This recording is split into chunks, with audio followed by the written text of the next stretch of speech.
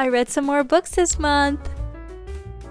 It is officially 2024. I don't know how we got here, but I have successfully read every single month for 12 months. I thought I'd start the new year off by showing you what I read in December. The first book I read this month is Lark. This book is huge on TikTok. Alex Alster, she does a lot of TikToks and Instagrams, and that's how I found her book, honestly. Her marketing is really good. There are lots of mixed reviews on this book. People either hate it or they love it, and I loved it. The first 100 pages are very confusing because she kind of starts out in the middle and you don't know anything about it at all. But then once you sort of know what's happening, the book gets so good. The amount of twists is crazy. She kind of puts a lot in there, but it makes it really fun to read about. There's a love triangle. There are so many secrets and lies and betrayals, and honestly a lot of gaslighting. So the land is called Lark, and in Lark there are 6 rulers. In Lark there's a curse that's affecting everybody, so all 6 rulers have to go to a thing called the Centennial to try to break the curse. There's like a big prophecy. The main character, Isla, is one of the 6 rulers. She has to go to the Centennial, but she is not as strong and powerful as the other rulers. She kind of has a disadvantage, which you learn about later, which really affects everything. So like I said, there is a love triangle, 2 other people. One love interest I can believe more than the other one. I definitely have a favorite. Each ruler in the Centennial presents a challenge, a trial that each ruler has to compete in, and it's just whoever comes out on top. And they all struggle. Every single ruler has their secrets. You never know who to trust. The last 20 pages of this book were so intense. I could not flip the page fast enough. So much happened and so much was revealed. A lot of people betray Isla. She goes through a lot. I really like this book. I love the world building. Very confusing in the beginning, but you just stick through it and it gets so good. So I gave it 4 stars. Following that, I read Nightbane, which is the second book in the series. As soon as I finished Lark, I bought Nightbane. This book was so much better than the first one because you already sort of know everything, and so you're not confused like I was in the first book. Literally think about this book all the time. There are so many things that happen. The love triangle continues. It goes back between past and present. The past helps her reveal something that she needs in the future. This is definitely a more war-based book. There's multiple mysteries, multiple plot twists, and I literally ate them all up. Yeah, the ending, can we just talk about it? The ending is crazy. So many things are revealed, so many secrets, so many lies, and multiple people are betrayed, and it is so good. Like, so good. I gave this 4.5 stars. I literally need the next book right now. There were a few plot points that fell a little too easily, but I still loved it. I just love this series. They are beautiful looking. Like, look at them. They are stunning. I went a completely different route and went straight for a really sad book, which is 1,000 Boy Kisses. I saw this on Book Talk and people were like, oh my god, it's so sad, so sad. And I was like, how sad is it really going to be? No, I sobbed at the end. Cue the clip. I'm sobbing. I don't think I have ever cried so hard at a book in my life. This book is beautifully written. It's heart-wrenching. In this book, you already know the outcome of what's going to happen, and it's very sad. But then when you reach the point, you just cry anyway, and then something else happens, and you just sob. Like, my mom is reading this book right now, and she's like in the middle and she's already crying. The whole book is sad, but it's so beautiful. It's such a beautiful love story. Poppy and Rune, it's in both of their POVs, and they became neighbors and friends instantly and then became lovers since they were like 8 years old. And something happened with Poppy's grandmother, and she gave her a jar where she has to collect 1,000 boy kisses. And so Rune's like, hey, I'll help you out with that.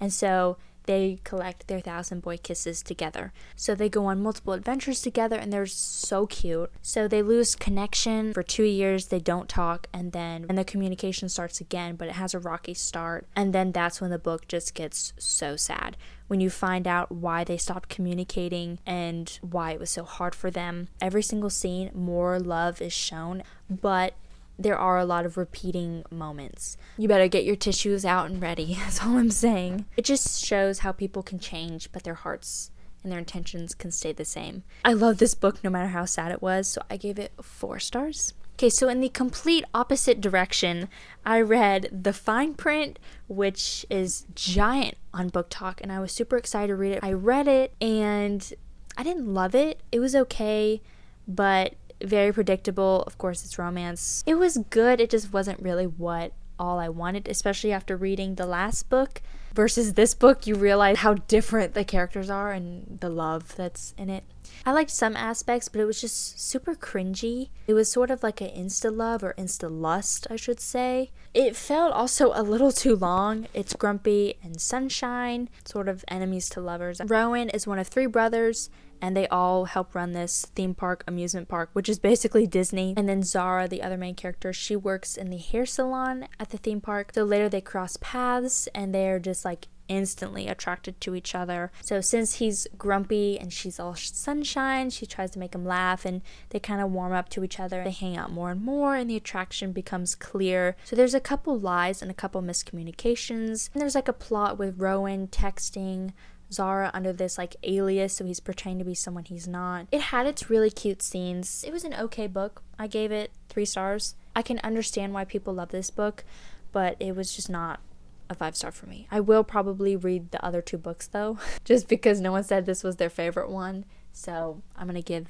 them a chance. Okay, so then I read Same Time Next Summer, which is a very summery book. It's very short, but oh my gosh, this book was so cute. I read it in one day. I couldn't put it down. It is so easy to follow along. It's a second chance romance, childhood lovers, finding your true calling. So the story goes between the past and the present. Sam and Wyatt, they're next door neighbors, and they soon become friends and start like hanging out. Later on, they fall in love and they have a little romance, but things end badly and they stop talking for like over 10 years. In the future, Sam is engaged. Sam and her fiance Jack, they go to the beach house and they see Wyatt there. Of course, why wouldn't he be there? She starts like hanging out with Wyatt, and all the memories of them comes back, and she realizes how unhappy she is and how much she hates her life. It's obvious that they want to get back together, but there's such a history behind them that they can't like get past it. And of course, she's engaged. There's a bit of drama between their families, which is crazy. Like,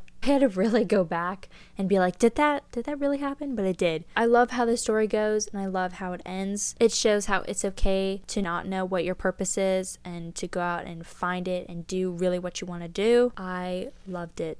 I gave it 4 stars. The last book I read this month, oh my gosh, do I love it. It is One True Loves, and I love Taylor Jenkins Reid. This book was so cute, so beautifully written, heart-wrenching. I have never been more invested, confused, and torn in a book ever. It's like a love triangle between her past self and her present self. It's all about change. The quotes in this book are so beautifully written, and I just wanted to write down every single one. She has so many deep thoughts in here that really make you think, and honestly, they break your heart just a little bit. Emma is the main character, and the other 2 guys are Jesse and Sam, and they all go to high school together. The main character, Emma, it's in her POV. She went to high school with Jesse and Sam. Jesse was on the swim team. He was like the popular kid, and Sam was kind of the quiet kid who worked with her at her parents' bookstore. Emma and Jesse are high school sweethearts. They get married, and they're having the time of their life. They travel the world, and before their anniversary, Jesse gets on a plane to go somewhere, and he goes missing and is presumed dead.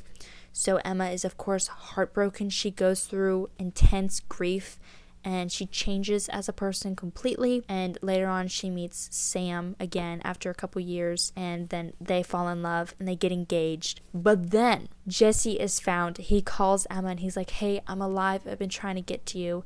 So of course, Emma is trapped between who she should love, her fiance or her husband. And it is just a beautiful story. I just love this book.